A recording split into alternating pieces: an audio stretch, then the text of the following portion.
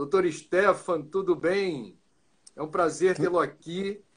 Espero que a gente consiga resumir da melhor maneira possível os assuntos alusivos aqui ao seu livro e que a gente consiga também aproveitar parte do tempo, mesmo o senhor não sendo imunologista, mas que a gente consiga esclarecer aspectos da vacina.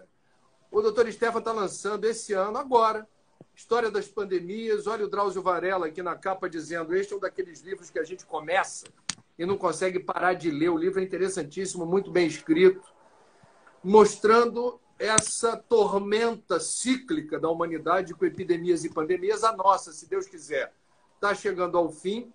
E eu vou começar, doutor Stefan, aproveitando aqui que o senhor é médico, infectologista do Hospital Alemão Oswaldo Cruz, mestre em doenças infecciosas, especialista em doenças infecciosas e parasitárias, professor, autor de livros.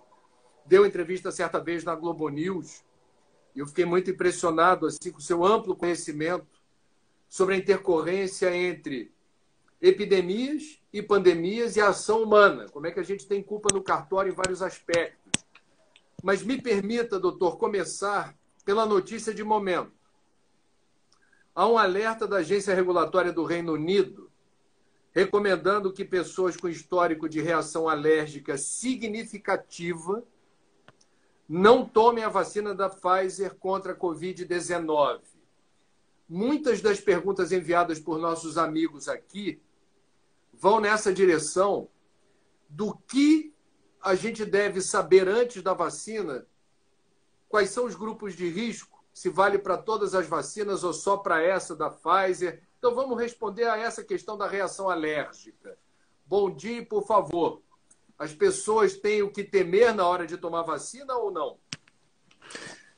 Bom dia. Em primeiro lugar, eu queria agradecer muito o espaço aí que você está me dando para a divulgação do livro, o espaço da live. E, na verdade, é um prazer muito grande fazer uma live com você, que, na verdade, eu acompanho desde a época que você apresentava o Jornal das 10, na década de 90, lembra? Você era novo. Então, assim, em primeiro lugar, a partir do momento em que a gente tem uma agência regulatória autorizando o uso de uma vacina, é porque ela passou por todas as etapas e ela tem toda a sua segurança já aprovada e ela já tem a sua eficácia aprovada. Muito se fala hoje em dia de que seria impossível uma vacina ser lançada em tão pouco espaço de tempo. Em 10 meses apareceu uma vacina. Então, muitas pessoas hoje em dia estão com medo das vacinas por causa dessa velocidade que ela apareceu. Mas, na verdade, assim, essa vacina não é que ela apareceu do nada. Na verdade, já tinha uma pesquisa grande para os 2 anteriores coronavírus. Então, aquela SARS de 2003, 2004, já tinha uma fase pré-clínica, que é quando você faz o estudo em animal. Ela parou porque, na verdade, a gente acabou com o vírus, ele se extinguiu. Já tinha uma técnica fazendo para MERS, que é um coronavírus que apareceu, e também ele não se extinguiu, ele está por aí. Então, a todo momento, a gente tem casos novos. A única coisa é que ele não tem uma facilidade de transmissão de pessoa para pessoa a ponto de se transformar numa pandemia. Então, a gente tinha já esses estudos pré-clínicos em animais, já se sabia os antígenos, né? A parte do vírus, que era a parte que mais estimulava a imunidade para montar uma defesa. E o que foi feito aquela fase clínica 1, 2 e 3, na verdade, elas foram sendo sobrepostas. Porque, em geral, a gente faz a fase 1 com algumas dezenas de pessoas. Depois a fase 2 com algumas centenas de pessoas. E isso demora 1 a 2 anos, depois demora mais 1 a 2 anos. Nessa fase 1 e 2, com algumas dezenas e algumas centenas, você vê se tem reação colateral, você vê se ela é segura, você vê se o paciente produz anticorpo. Se ele produzir anticorpo, é sinal que provavelmente ele vai ficar imune. Então aí a gente vai para a fase 3, que aí você pega milhares de pessoas, porque aí eu quero ver se aqueles vacinados não pegaram a doença e aqueles não vacinados pegaram. Então a gente sobrepôs essas fases. de tal maneira que a gente vai ter uma aprovação provável das agências sanitárias de uma vacina segura e eficaz. Mas essa recomendação da Agência Regulatória Britânica sobre pessoas que tenham propensão a ter forte reação alérgica, vale apenas para a vacina da Pfizer ou seria uma recomendação extensiva às outras vacinas também? Quando a gente vai lançar uma vacina nova, a gente não conhece completamente essa vacina. Então, alguns países ou alguns órgãos de governo, eles fazem algumas recomendações. Então, por exemplo, a agência britânica, eu não soube da notícia, mas provavelmente ela quer ir com calma implantando uma vacina nova. Como é a vacina da Pfizer que eles estão implantando agora, então eles tomaram o cuidado de fazer essa recomendação, porque a gente está conhecendo a vacina. Mas isso não pode, de maneira nenhuma, colocar em xeque a vacina. Falar que a vacina não é segura, a vacina é arriscada e assim por diante. Certo. A agência regulatória, só para a gente dar esse panorama completo, segundo as agências de notícias que reportaram essa informação, até o momento registraram no Reino Unido apenas 2 casos de forte reação alérgica que foram debelados e são pessoas que já costumam ter reação alérgica forte em diferentes situações. A Débora de Marco está perguntando o seguinte, doutor, existem vacinas com vírus ativos, desenvolvidas a partir de vírus ativos, e vacinas desenvolvidas a partir de vírus inativos. Tem alguma diferença importante de uma para outra em relação a cuidados que as pessoas que recebam a vacina devem tomar? Por exemplo, comorbidade, baixa imunidade. É melhor uma do que outra, outra do que uma? Ou não há clareza nessa distinção? De uma maneira geral, a melhor forma de adquirir imunidade é pela própria doença. Então, nada melhor do que um agente infeccioso estimular o teu sistema imunológico e você montar uma defesa. Passando dessa fase, uma outra forma boa de adquirir a imunidade é com vírus vivo atenuado. Então, o vírus vivo atenuado, na verdade, é um vírus inteiro, que ele vai se multiplicar e também ele estimularia o sistema imunológico. Só que, nos últimos anos, a gente teve um avanço muito grande, que a gente não precisa mais de vírus atenuado. Então, a gente teve um avanço tecnológico muito grande, que a gente produz partícula específica do vírus, ou, ultimamente, agora a gente está fazendo o próprio organismo produzir essa partícula com essas vacinas agora genéticas recombinantes. Então, na verdade, o vírus atenuado, ele tem um problema, que é, eu vou dar um vírus, em que eu repliquei esse vírus que replicou, eu vou enfraquecê-lo ou com uma reação química ou com uma reação térmica, e esse vírus vai ficar bem mais fraco. Quando eu colocar esse vírus no indivíduo, ele vai se replicar, mas de uma maneira muito menos intensa do que ele se replicaria se fosse um vírus normal, e ele não vai causar doença. De tal maneira que o meu sistema imunológico consegue destruir e produzir imunidade. Se o meu sistema imunológico estiver comprometido, aí sim esse vírus, mesmo enfraquecido, ele pode vencer o meu sistema imunológico e eventualmente provocar doença ou provocar complicações. Então, de uma maneira geral, quando a gente fala que é uma vacina de um vírus vivo atenuado, os imunossuprimidos, geralmente eles não podem tomar esse tipo de vacina. E aí é o médico que fala se aquela imunossupressão dele é contraindicativa ou não. Da mesma maneira que as gestantes também não podem tomar essas vacinas com vírus atenuados, porque a gestante é uma paciente imunossuprimida. E isso, a grande teoria é que seja evolucionária. Então, na verdade, a gestante vai começar a ter dentro do seu útero células que não são reconhecidas como delas, porque metade do material genético vem do homem. Então, a evolução fez com que as mulheres gestantes fossem imunossuprimidas para não ter rejeição. Da mesma maneira que uma outra coisa interessante é que lá, ao longo da nossa evolução, as mulheres do primeiro trimestre da gestação, elas não podiam comer alimento contaminado, alimento estragado, porque isso podia prejudicar a formação do feto. Então, qual foi o mecanismo evolucionário? A gente ter uma concentração de hormônios no primeiro trimestre que dava muita náusea. Então, ela põe um alimento perigoso na boca, dava náusea, vomitava. Cheirava um alimento estragado, vomitava. A gente evoluiu para evitar isso, mas, infelizmente, essa evolução ainda continua nas gestantes do primeiro trimestre, né? Com seus vômitos. Que coisa interessante, eu não sabia. Já a gente vai entrar nos assuntos do livro, mas a emergência do factual, eu não vou brigar com a notícia, quero checar com o senhor. Por exemplo, a Lloyd Delben fez tratamento oncológico e transplante de medula, pergunta, ela está em remissão, graças a Deus, pergunta se pode tomar a vacina. Tem pessoas que têm outras comorbidades distintas. Nós temos hoje AstraZeneca, nós temos a Coronavac, tem a vacina da Pfizer e tem a vacina... Da Moderna. Da Moderna.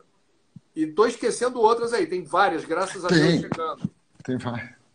Elas foram desenvolvidas nem sempre com as mesmas tecnologias, e como o senhor já bem explicou.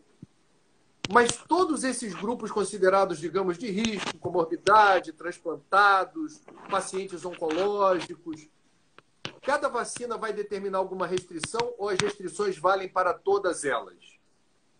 Não, em geral, logicamente, a gente vai ter que esperar as recomendações do fabricante. Então, o fabricante é que vai fazer as recomendações, vai apresentar nas agências regulatórias, elas vão fazer o seu contraponto e assim por diante. Mas, em princípio, nenhuma dessas vacinas está usando o vírus vivo atenuado. Então, na verdade, essas vacinas não teriam contraindicação para os imunocomprometidos. E aqui vale a pena só fazer um comentário, que é assim, essa vacina da Coronavac, ela usa um vírus usa um vírus inativado. A vacina da Oxford, ela usa um vetor para inocular o agente. Só que a gente teve uma revolução na vacina, que é com a vacina da Pfizer e da Moderna. Então, olha que loucura, a gente pega o material genético do vírus que manda produzir aquela proteína que estimula a imunidade. Só que esse material genético, eu produzo em laboratório, ele é sintético, eu produzo. E aí, esse RNA mensageiro, eu inoculo na pessoa. E a gente vai produzir aquela proteína específica do vírus, que é uma proteína específica que estimula a minha imunidade. E os estudos mostraram que a resposta imunológica a essa técnica parece que pode até ser superior do que a própria infecção pela doença. Então, quer dizer, é uma técnica que revolucionou. E ela só foi possível em curto espaço de tempo, porque a gente já conhecia lá atrás as partículas do vírus do SARS-CoV-1 de 2003, do MERS, então a gente já sabia qual era a partícula. Ela só foi possível porque em 10 dias do aparecimento da pandemia lá na China, a gente conseguiu já mapear o material genético do vírus, então a gente já pôde buscar essa fração do RNA mensageiro. Então, o exemplo máximo dessa pandemia é como a gente está adiantado na tecnologia dos estudos de tudo isso. Quem já teve Covid precisa ser vacinado? É assim, tem algumas recomendações. O CDC de Atlanta, ele recomenda que a pessoa que teve Covid, você não sabe quanto tempo vai durar os anticorpos e você está tendo riscos de reinfecção, apesar de serem raros. Então, diante disso, eles recomendam, mesmo que a pessoa que já tenha Covid, tomar a vacina. E isso não tem risco, porque, na verdade, o que a gente está vendo? A gente está vendo o governo britânico vacinar todos os profissionais da área de saúde. Então, quantos serão esses profissionais que já devem ter tido a infecção e nem sabem que tiveram a infecção? Então, se tivesse algum risco, seria obrigatório a gente primeiro fazer sorologia em todo mundo. Você que tem uma sorologia positiva significa que você já teve, então não pode tomar vacina.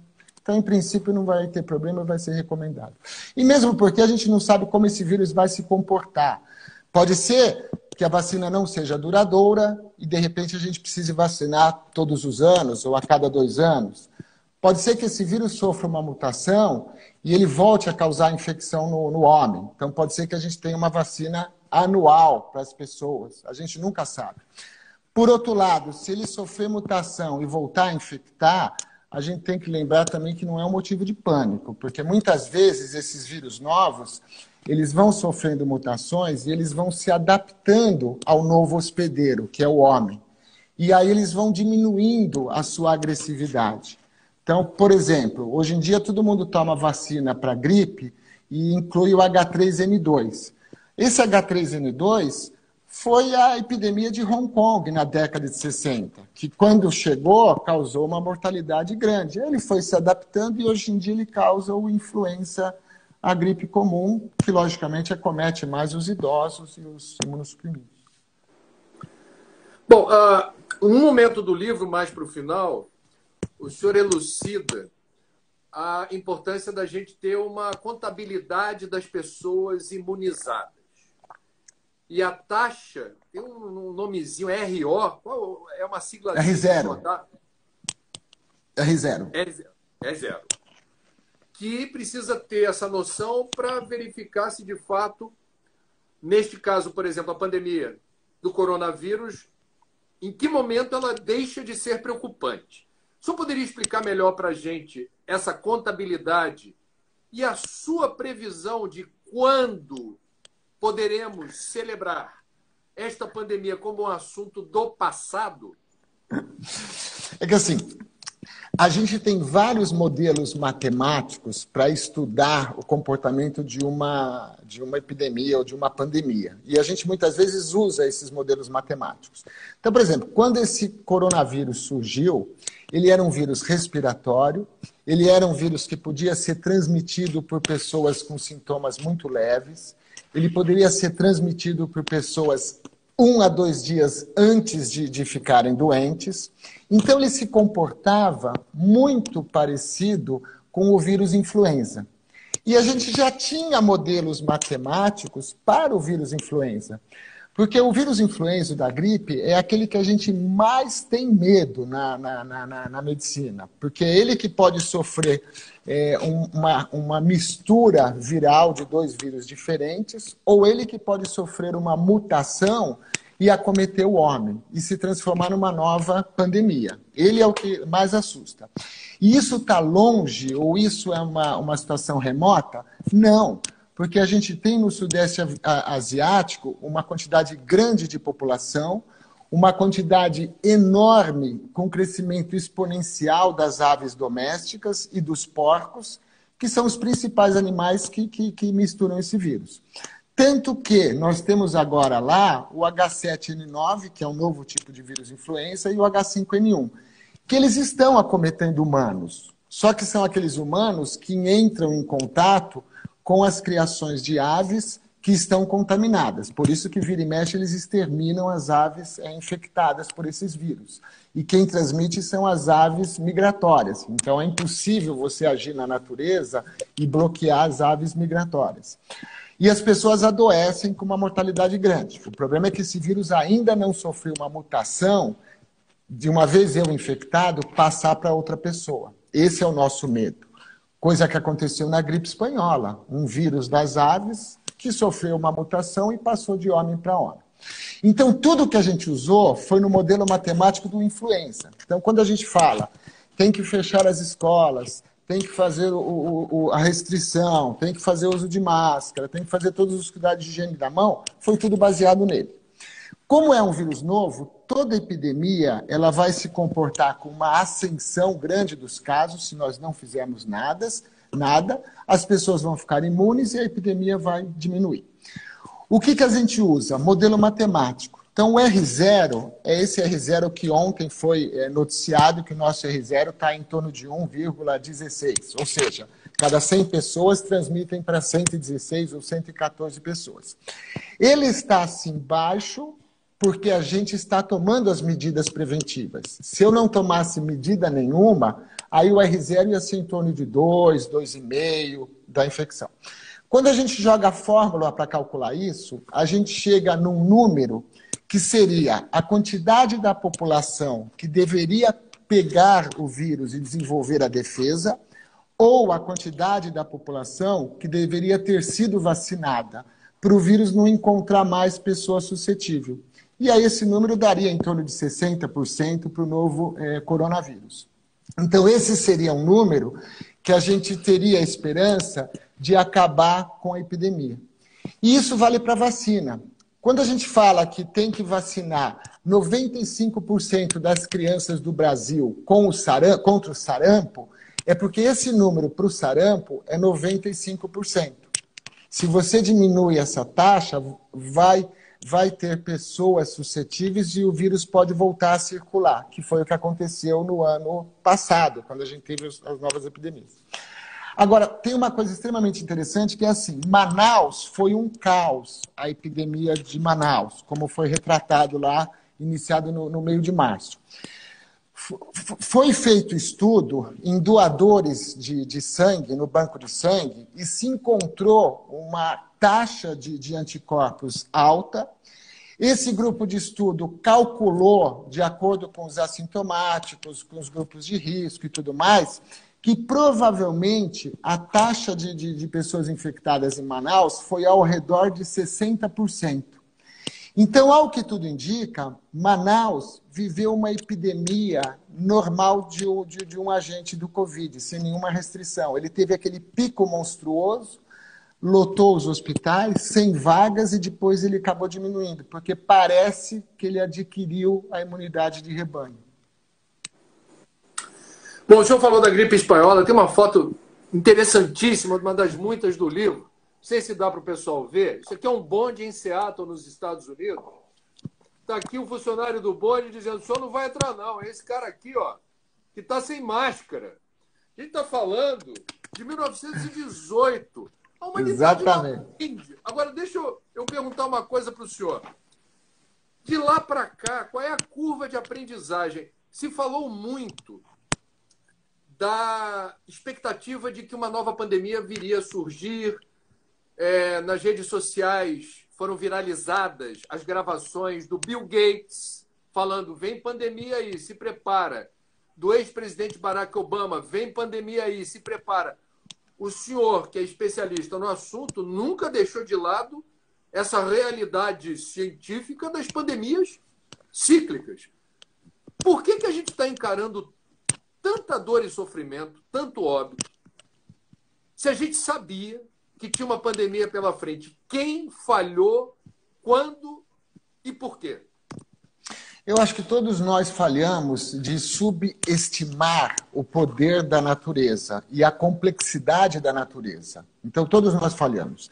Então, por exemplo, a gente tem a gripe espanhola de 1918, que é um vírus mutante das aves que atingiu o homem.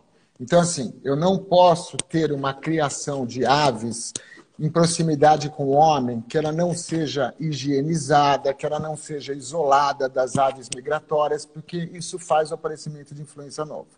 Da mesma maneira que eu não posso ter criação de porcos misturado com criações de aves domésticas, porque eles vão trocar material genético de vírus influenza. Foi o que aconteceu em 2009 com a gripe suína. A gente teve a SARS-CoV-1, a SARS de 2002, que ela veio de um vírus de morcego. Esse vírus atingiu um gato selvagem, que era o civeta. Esse gato tinha o seu comportamento isolado.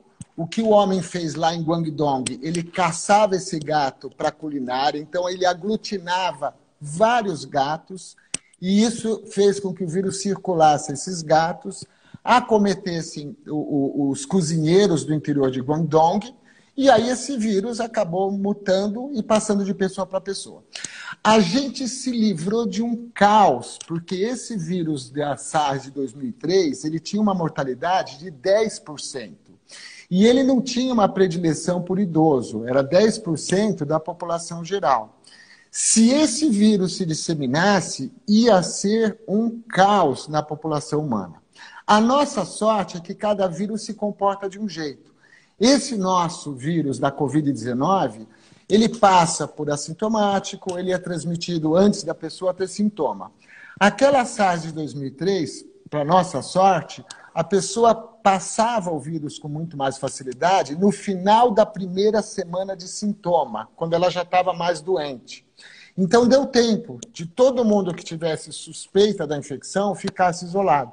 E com isso a gente extinguiu o vírus. E sem contar que hoje em dia tem esses vírus influenças aparecendo. Então, a gente menosprezou, tá, essas infecções, porque nenhuma delas atingiu um nível tão grande de problema social, econômico, político e assim por diante. Fechou o planeta, nenhuma delas. A própria epidemia de ebola. O ebola sempre ficou restrito em algum vilarejo africano, sempre com poucos casos que não passavam de 500 casos. De repente, o vírus chegou no litoral, acometeu os 3 países mais pobres da África, Libéria, Serra Leoa e Guiné, que não tinham nenhuma infraestrutura para isolar paciente, para cuidar do paciente, e de repente explodiu uma epidemia para quase 30 mil casos, e dali ela podia ser exportada. Dessa vez, eu acho que foi a primeira vez que o homem viu que o planeta pode ser fechado, que o planeta pode se transformar em um caos, além do número das mortes. Então, eu acho que a partir de agora é capaz que a humanidade aprenda que nós vamos ter que tomar medidas mais rigorosas.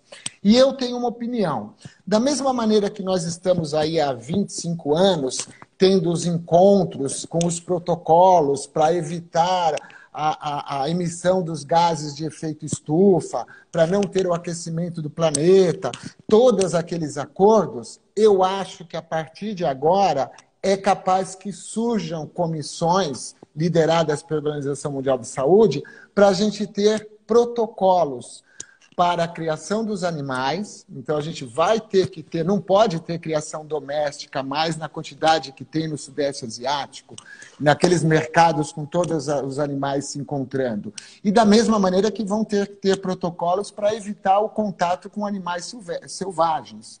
Tanto que a China, logo que apareceu a pandemia, lá em janeiro, ela proibiu a caça de animais silvestres para a culinária, né? Não sabemos se isso foi aceito ou se foi obedecido, mas ela proibiu. Então, eu acho que a tendência vai ser essa. Agora, o Brasil, eu queria ouvir o senhor em relação ao potencial do Brasil gerar vírus mutantes que possam eventualmente ter um alcance desastroso para a nossa saúde com potencial pandêmico. Porque o Brasil é um mega produtor de proteína animal. Eu queria saber se o Brasil está bem posicionado ou não em relação ao risco de vírus mutante a partir de solo nacional. E o Brasil tem um desmatamento voraz que voltou a crescer em taxas alarmantes. E aí tem uma intercorrência com a área da saúde, que é a provável libertação de virusinhos endêmicos, refugiados nos grotões da floresta, circulando por espécies isoladas, e a gente abrir a caixa de Pandora. Eu queria, então, ouvir a opinião do senhor sobre esses 2 temas. Brasil e risco pandêmico ou epidêmico, a partir de produção de proteína animal e a partir do desmatamento. Sim. Toda a área florestal e a área tropical tem o risco, porque é onde tem, basicamente, a maior concentração de animais das florestas.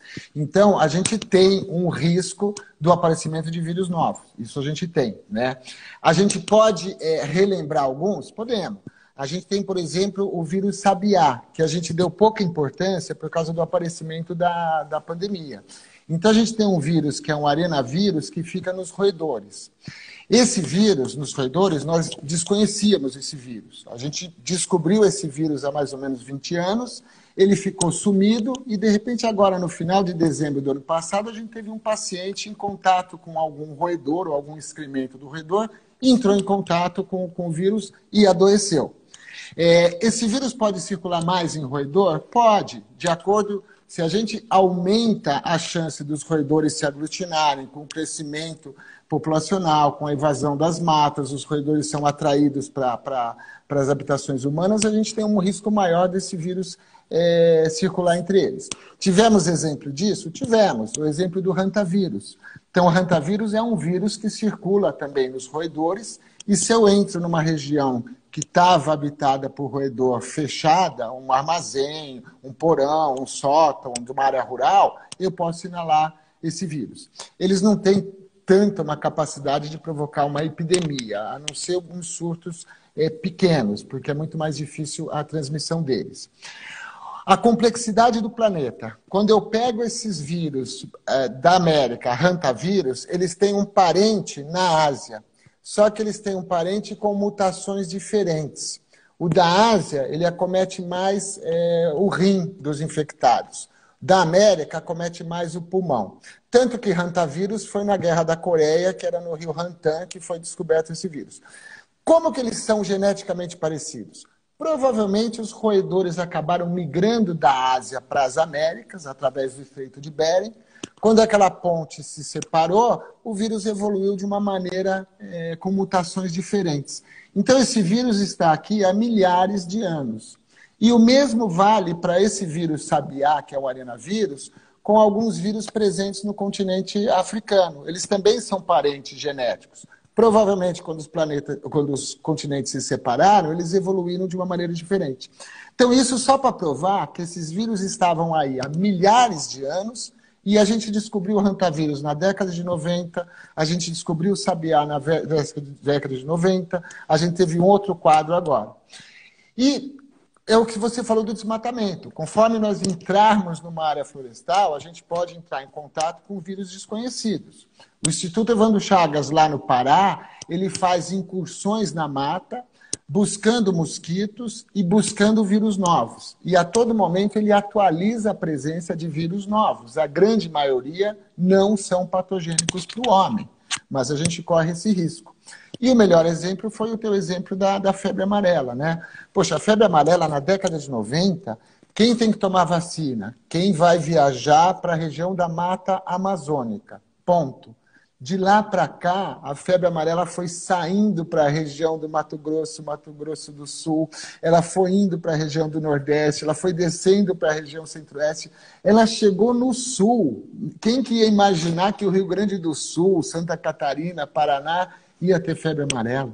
E uma das possibilidades é exatamente essa, você ter o desmatamento pela plantação de soja, pela pecuária, com isso os macacos perdem o seu habitat, eles vão migrando pelas matas ciliares e vão levando o vírus para outras regiões. Doutor Stefan, como é que uma pessoa com seu nível de conhecimento, o senhor que vem se debruçando há tanto tempo na pesquisa das pandemias, epidemias, vírus mutantes, um homem de ciências que o senhor é, testemunha o negacionismo em pleno século XXI? Que estragos as correntes negacionistas, por exemplo, da vacina, que multiplicam nas redes sociais, inclusive aqui ou ali com pessoas supostamente médicas, dizendo não vacine. Como é que o senhor testemunha isso e qual é o alcance que isso pode ter na contramão do desejável, que é a imunização da maioria absoluta da população?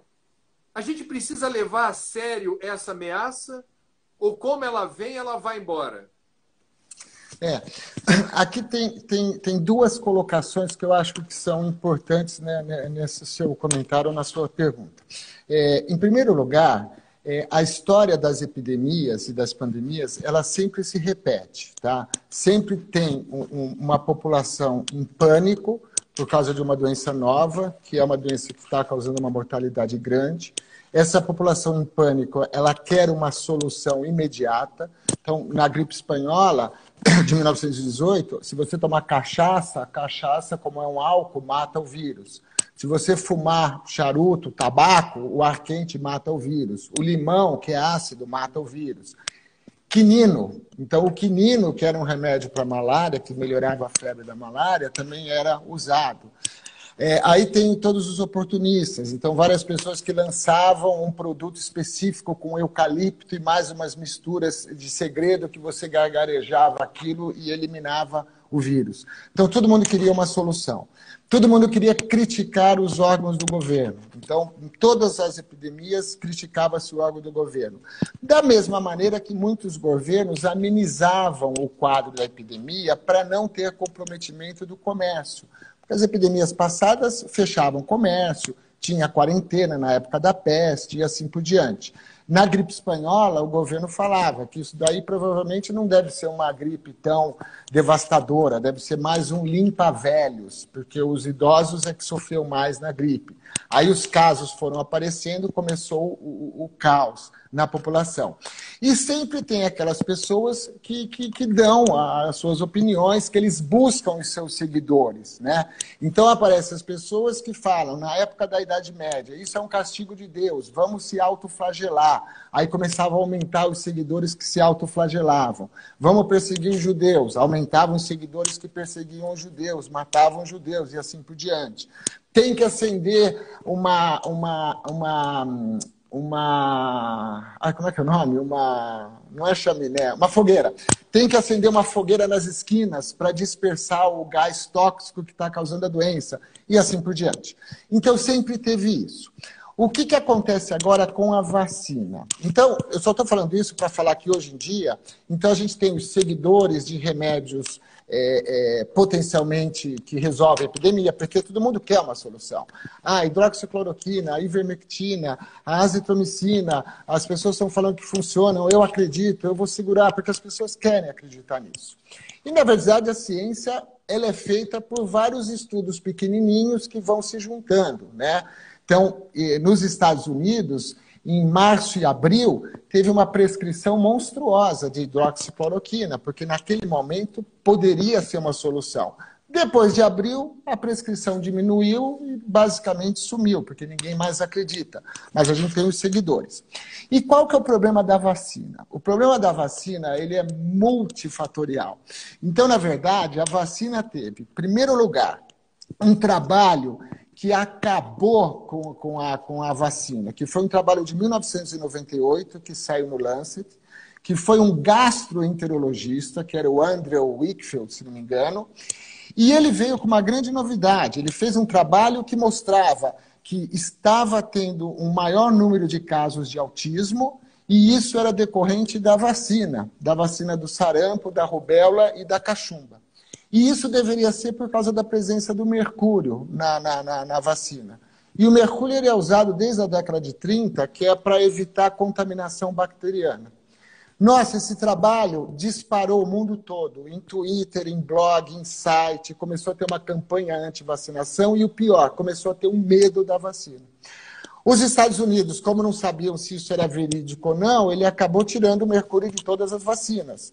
E isso foi alimentando. Olha, tá vendo? Eles tiraram o mercúrio, então é porque eles sabiam e não sei o quê. E isso acabou com a vacina. Isso causou um estrago muito grande. E muitas das pessoas que hoje têm medo da vacina é em parte por causa desses trabalhos. Aí vieram os grupos os grupos religiosos. Então a gente tem cinturões religiosos na Europa e no sul dos Estados Unidos, que são aqueles religiosos ortodoxos que não aceitam nenhuma intervenção do homem para tirar a vontade de Deus.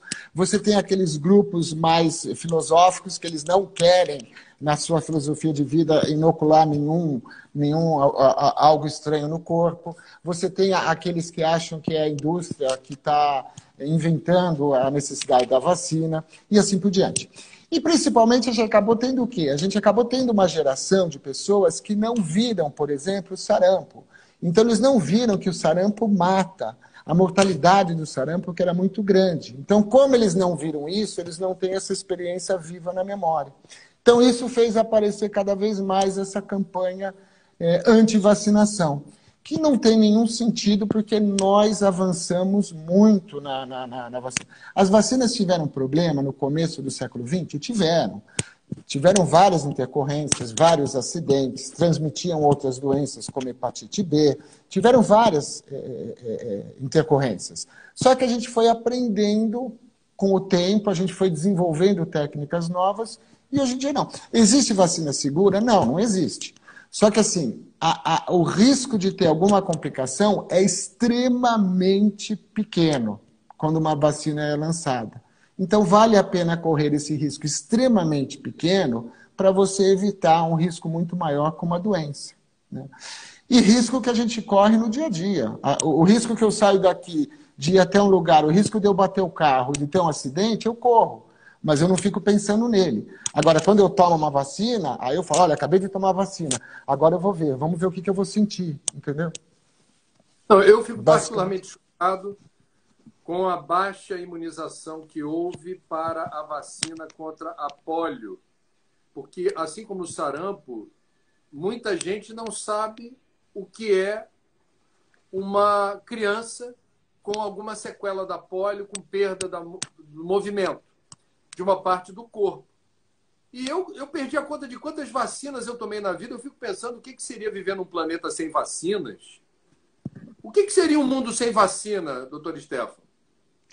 Se não houvesse vacina, o que seria do mundo hoje? O mundo sem vacina, a gente poderia retroceder para o final do século XIX. Então, por exemplo, no final do século XIX, a gente teve o século no auge da Revolução Industrial, em que a gente tinha um aglomerado populacional muito grande nas cidades industriais.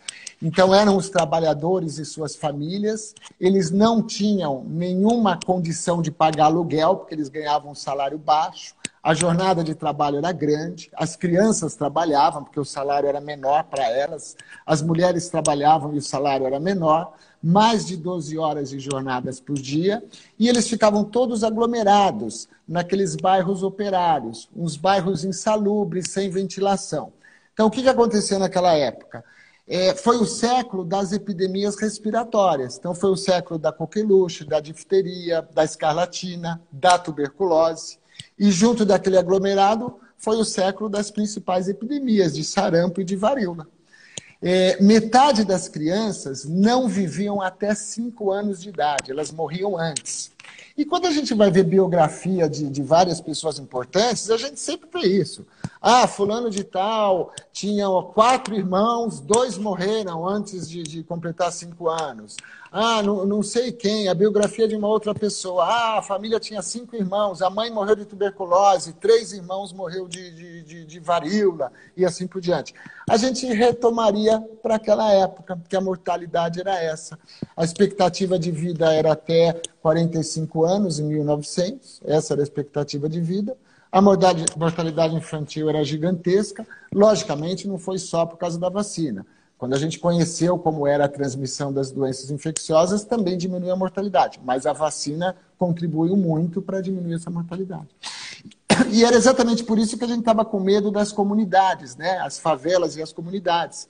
Porque da mesma maneira que essas doenças disseminavam naquelas cidades industriais do século XIX, o que a gente vive nas comunidades é algo semelhante. A gente vê um aglomerado muito grande de pessoas e que o vírus poderia circular num crescimento exponencial entre esse aglomerado e acometer, no caso, os idosos.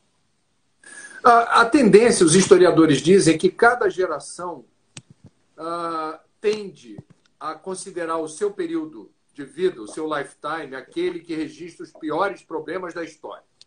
Não, o mundo nunca foi tão ruim quanto hoje.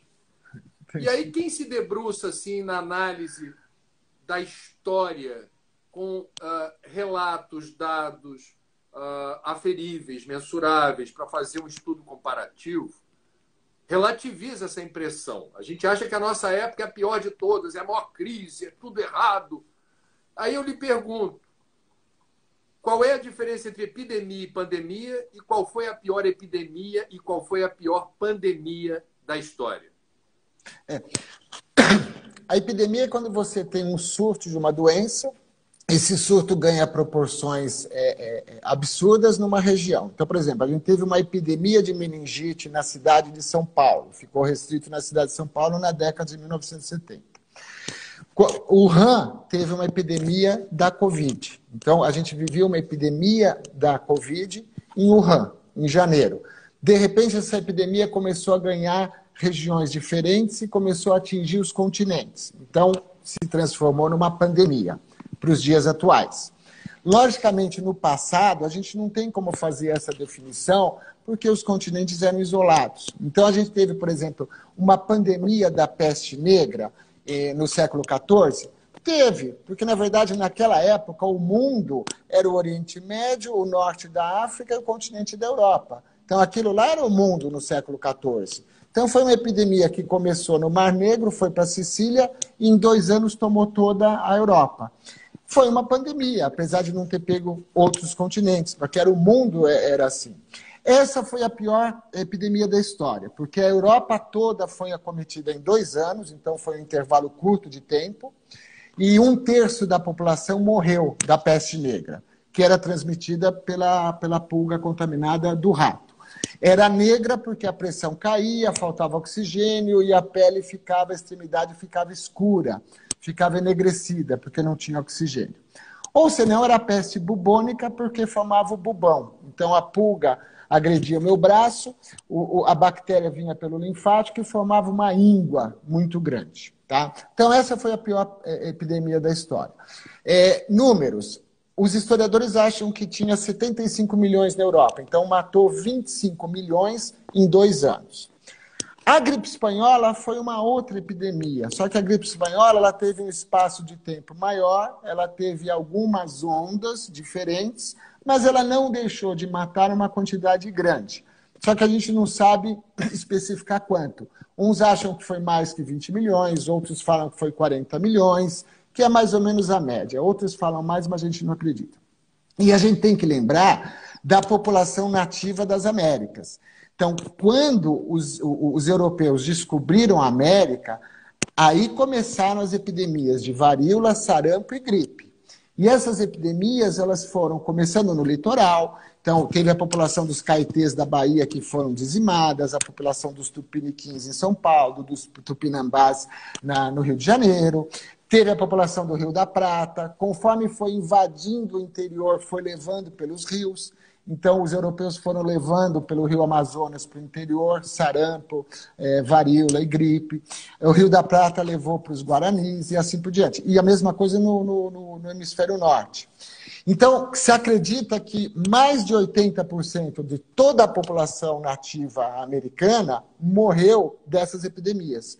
Só que, na verdade, não foi num espaço curto, foi conforme foi evoluindo com a chegada dos europeus. Logo de cara, a população inca e a população dos astecas foram dizimadas com a varíola e com o sarampo. Essas seriam as principais epidemias. Que diferença faz o SUS no Brasil para o enfrentamento dessa pandemia?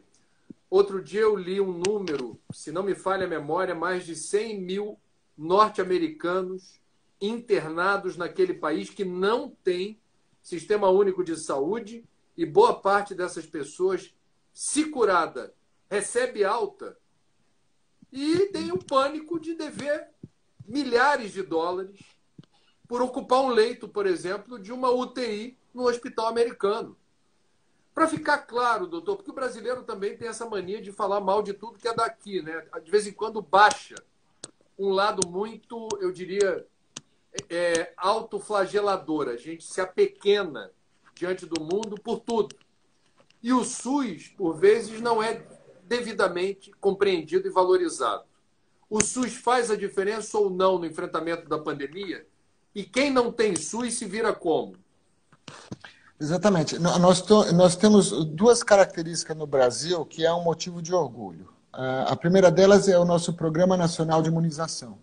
Então, na verdade, o aporte que nós damos nesse programa de imunização, cada vez mais acrescentando vacinas novas, isso é uma coisa que é um modelo em muitas outras nações. Então, isso é um motivo de orgulho. E o outro motivo, logicamente, é o SUS. Então, quando você vive um regime de caos, você tem que ter algum órgão que faça o comando e o controle e o aporte a toda essa população. É lógico que quando você não tem um caos instalado, isso fica diluído e você não percebe a importância do SUS.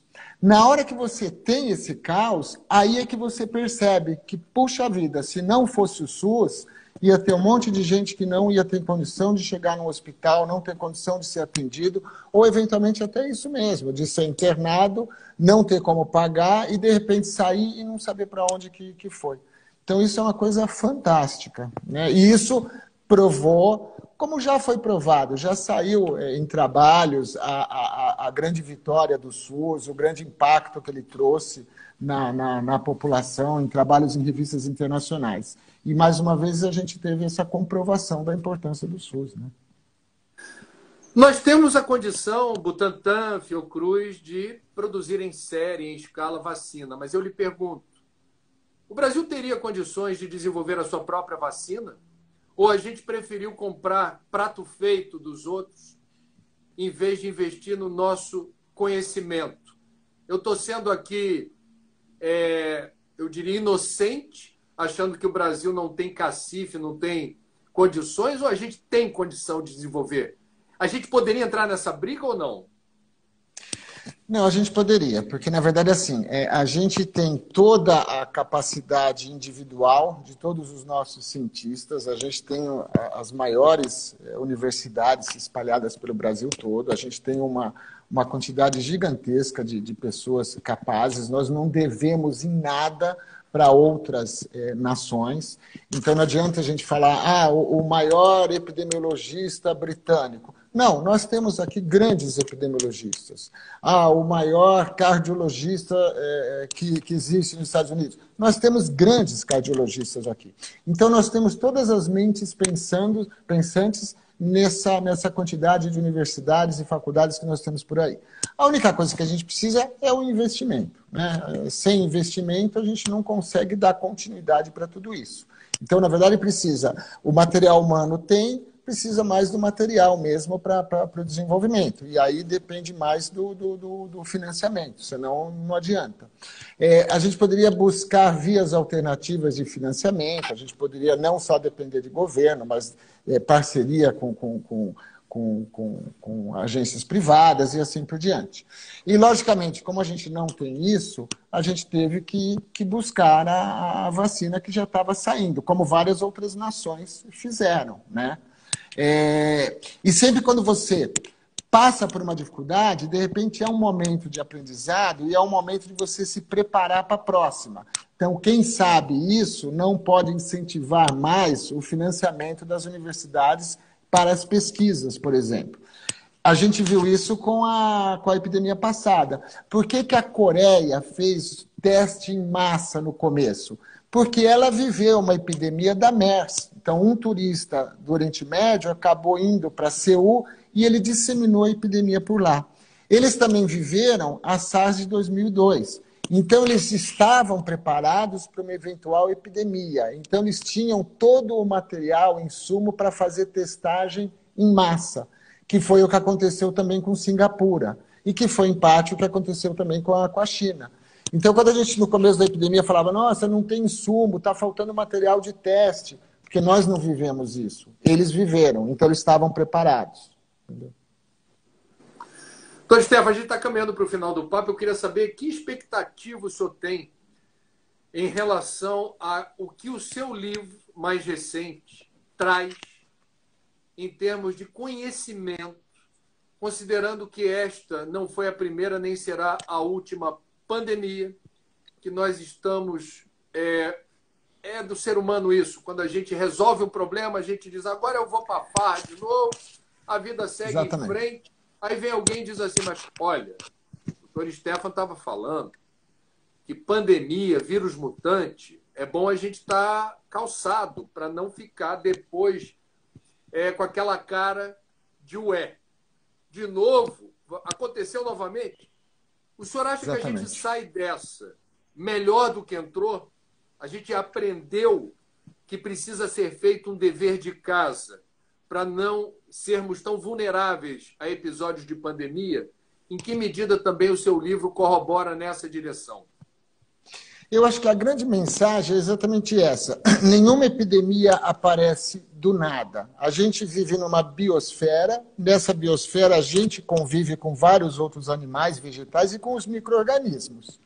E, na verdade, toda epidemia, a grande maioria, não lembro nenhuma agora, tem a mão do homem por trás disso, do aparecimento dela. Essa daqui é um dos exemplos da Covid. A gente teve que entrar na mata para caçar algum animal que a gente não sabe qual é, que estava lá na mata sossegado, e ele recebeu um coronavírus do morcego. Então, sempre tem o papel do homem. Essa história é uma história contínua, é uma história que não tem um fim, porque vai ser uma história contínua. A tendência é piorar, porque a população humana está crescendo, está tendo mais invasão nas matas, está tendo mais animais de criação. O comportamento humano sempre se repete, então sempre tem os negacionistas, sempre tem aqueles que querem uma solução mágica e assim por diante. Isso se repete em todas as epidemias. E eu acho que essa epidemia foi uma epidemia única, que fechou o planeta, que todas as nações sofreram consequências graves. Então, a minha esperança é que a gente tenha essas comissões ou esses protocolos para ter um cuidado maior de não invadir a mata em busca de animal selvagem, de ter rotina ou leis para as criações dos animais e assim por diante. Você tem estudos, você entra nos morcegos, lá mesmo da Ásia, você busca nos morcegos, você encontra a todo momento coronavírus novo. Então, a gente tem vários coronavírus novos nos morcegos. Então, quer dizer, nós tivemos a SARS em 2002, a MERS em 2013, 12, e agora a nossa Covid-19. Então, a gente precisa ter uma organização para... Mas eu acho que não cai no esquecimento, porque eu acho que foi a primeira vez que o planeta parou. Enquanto o Ebola de 2015 acometeu 30 mil pessoas, que era ali na Serra Leoa, Libéria, Guiné, e só ficou lá, não se deu tanta importância. Mas essa não, essa atingiu o planeta todo. Então eu acho que agora vão ter comissões e protocolos para evitar a próxima. Doutor Stefan, sem palavras para agradecer a sua disponibilidade, recomendamos expressamente o seu último livro e os outros também, História das Epidemias. Stefan Cunha Ojvari, um livro fácil de ler, uma leitura que entretém, informa e traz, eu diria, dados relevantes para a compreensão da maior pandemia do nosso tempo. Só isso. A maior pandemia do nosso tempo. A gente precisa conhecê-la para descobrir qual é o legado que deixaremos para filhos e netos, que no futuro, lidando com vírus mutantes e eventuais novas pandemias, não seja por falta de informação que se justifique a inação. Doutor Stefan, muito obrigado, ótimo trabalho. Eu que agradeço. Agradecendo ao senhor, eu agradeço a todos os profissionais, a imensa comunidade da saúde e da ciência no Brasil, que enfrenta muita adversidade, falta de verba, de estímulo, negacionismo, etc. Parabéns. Precisamos de vocês, sempre. Obrigado, viu? Eu que agradeço. Obrigado, é um prazer. Tudo de bom. Obrigado.